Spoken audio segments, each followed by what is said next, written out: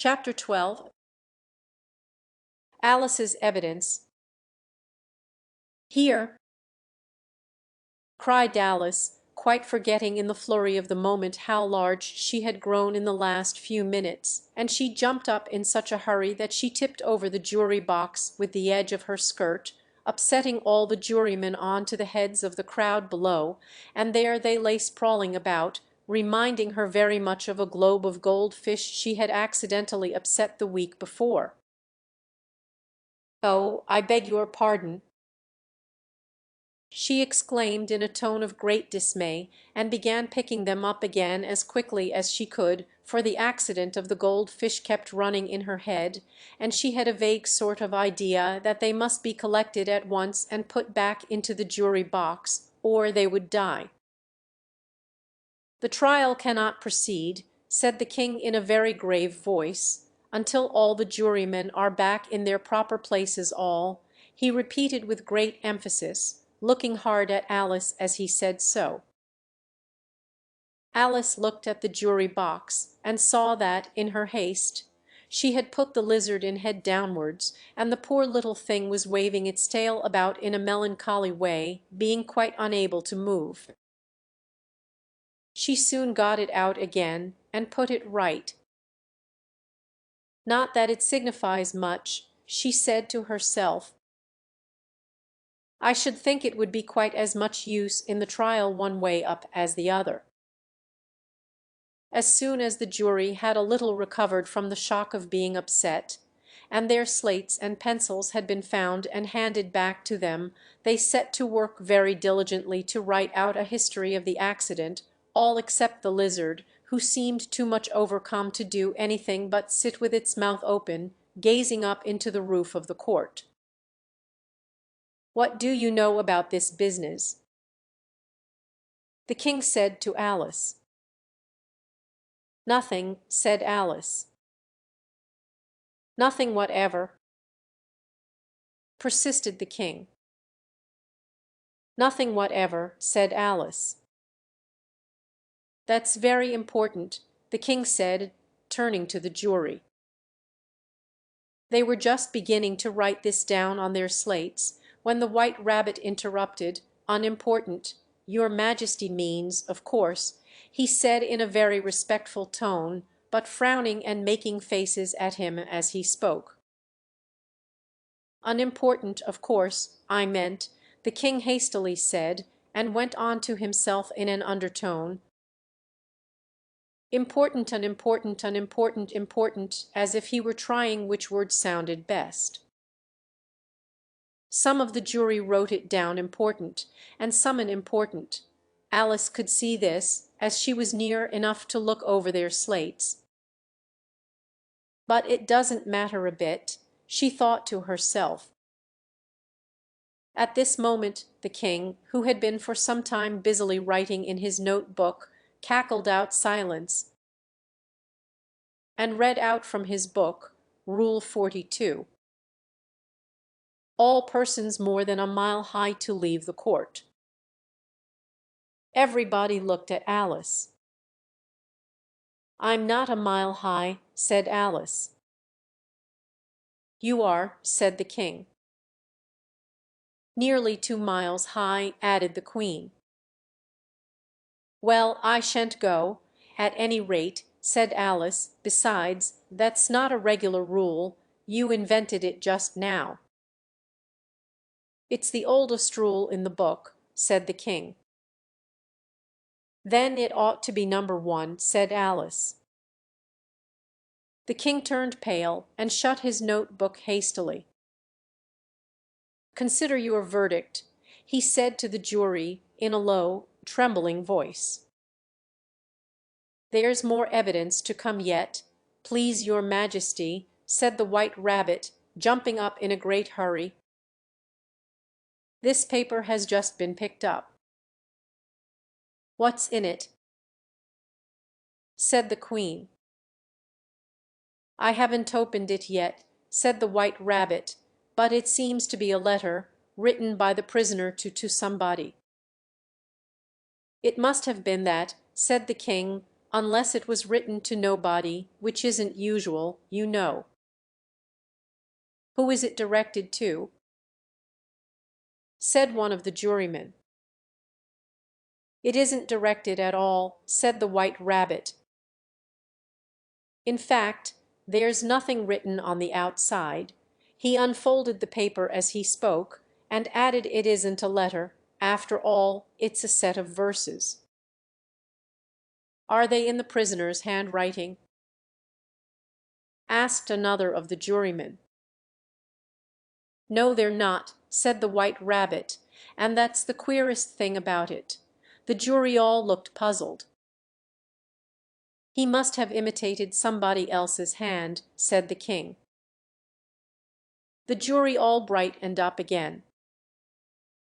"Please your Majesty," said the knave, "I didn't write it, and they can't prove I did. There's no name signed at the end."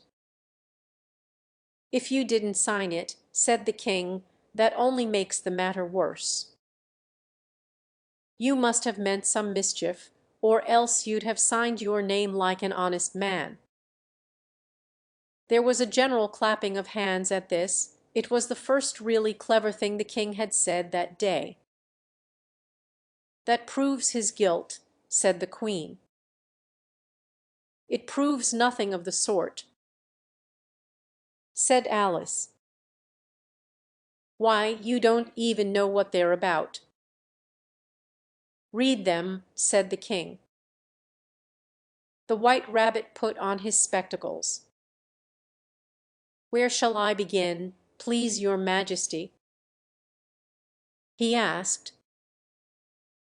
"Begin at the beginning," the king said gravely, "and go on till you come to the end, then stop." These were the verses the White Rabbit read.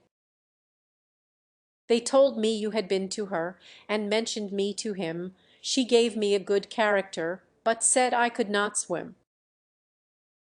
He sent them word I had not gone. We know it to be true. If she should push the matter on, what would become of you? I gave her one, they gave him two, you gave us three or more. They all returned from him to you, though they were mine before. If I or she should chance to be involved in this affair, he trusts to you to set them free exactly as we were. My notion was that you had been before she had this fit an obstacle that came between him and ourselves and it. Don't let him know she liked them best, for this must ever be a secret, kept from all the rest, between yourself and me. That's the most important piece of evidence we've heard yet," said the king, rubbing his hands. "So now let the jury—" "If any one of them can explain it," said Alice. She had grown so large in the last few minutes that she wasn't a bit afraid of interrupting him. "I'll give him sixpence. I don't believe there's an atom of meaning in it." The jury all wrote down on their slates, "She doesn't believe there's an atom of meaning in it," but none of them attempted to explain the paper. "If there's no meaning in it," said the king, "that saves a world of trouble, you know, as we needn't try to find any. And yet I don't know," he went on, spreading out the verses on his knee and looking at them with one eye. "I seem to see some meaning in them, after all. Said I could not swim, you can't swim, can you?" he added, turning to the knave. The knave shook his head sadly. "Do I look like it?" he said, which he certainly did not, being made entirely of cardboard.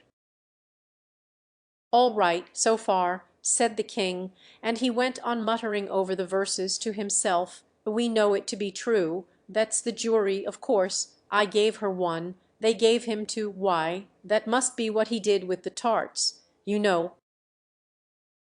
But it goes on, they all returned from him to you," said Alice. "Why, there they are," said the king triumphantly, pointing to the tarts on the table. Nothing can be clearer than that. Then again, before she had this fit you never had fits, my dear, I think, he said to the Queen. Never, said the Queen furiously, throwing an inkstand at the lizard as she spoke. The unfortunate little Bill had left off writing on his slate with one finger, as he found it made no mark, but he now hastily began again, using the ink that was trickling down his face, as long as it lasted. Then the words don't fit you, said the King, looking round the court with a smile. There was a dead silence. It's a pun, the King added in an offended tone, and everybody laughed. Let the jury consider their verdict, the King said for about the 20th time that day. No, no, said the Queen. Sentence first, verdict afterwards. Stuff and nonsense, said Alice loudly. The idea of having the sentence first. Hold your tongue, said the Queen, turning purple. I won't, said Alice. Off with her head, the Queen shouted at the top of her voice. Nobody moved. Who cares for you? Said Alice. She had grown to her full size by this time. You're nothing but a pack of cards. At this the whole pack rose up into the air and came flying down upon her. She gave a little scream, half of fright and half of anger, and tried to beat them off, and found herself lying on the bank, with her head in the lap of her sister, who was gently brushing away some dead leaves that had fluttered down from the trees upon her face. "Wake up, Alice dear," said her sister. "Why, what a long sleep you've had." "Oh, I've had such a curious dream," said Alice, and she told her sister, as well as she could remember them, all these strange adventures of hers that you have just been reading about. And when she had finished, her sister kissed her, and said, "It was a curious dream, dear, certainly, but now run into your tea. It's getting late." So Alice got up and ran off, thinking while she ran, as well she might, what a wonderful dream it had been. But her sister sat still just as she left her, leaning her head on her hand, watching the setting sun, and thinking of little Alice and all her wonderful adventures, till she too began dreaming after a fashion, and this was her dream.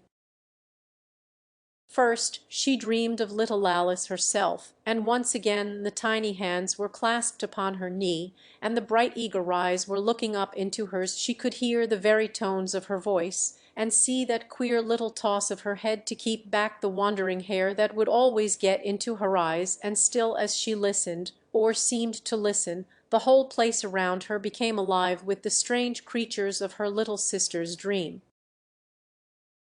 The long grass rustled at her feet as the white rabbit hurried by the fright, and Mouse splashed his way through the neighboring pool. She could hear the rattle of the teacups as the March Hare and his friends shared their never-ending meal, and the shrill voice of the Queen ordering off her unfortunate guests to execution. Once more the pig baby was sneezing on the Duchess's knee, while plates and dishes crashed around it. Once more the shriek of the griffin, the squeaking of the lizard's slate pencil, and the choking of the suppressed guinea pigs filled the air, mixed up with the distant sobs of the miserable mock turtle.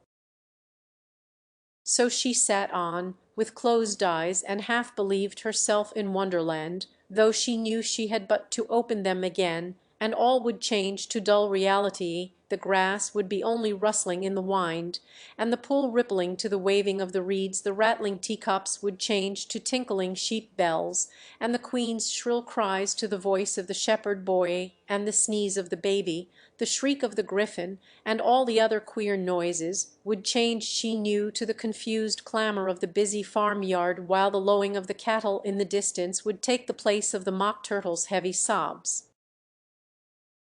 Lastly, she pictured to herself how this same little sister of hers would, in the after-time, be herself a grown woman, and how she would keep, through all her riper years, the simple and loving heart of her childhood, and how she would gather about her other little children, and make their eyes bright and eager with many a strange tale, perhaps even with the dream of Wonderland of long ago, and how she would feel with all their simple sorrows, and find a pleasure in all their simple joys, remembering her own child life and the happy summer days.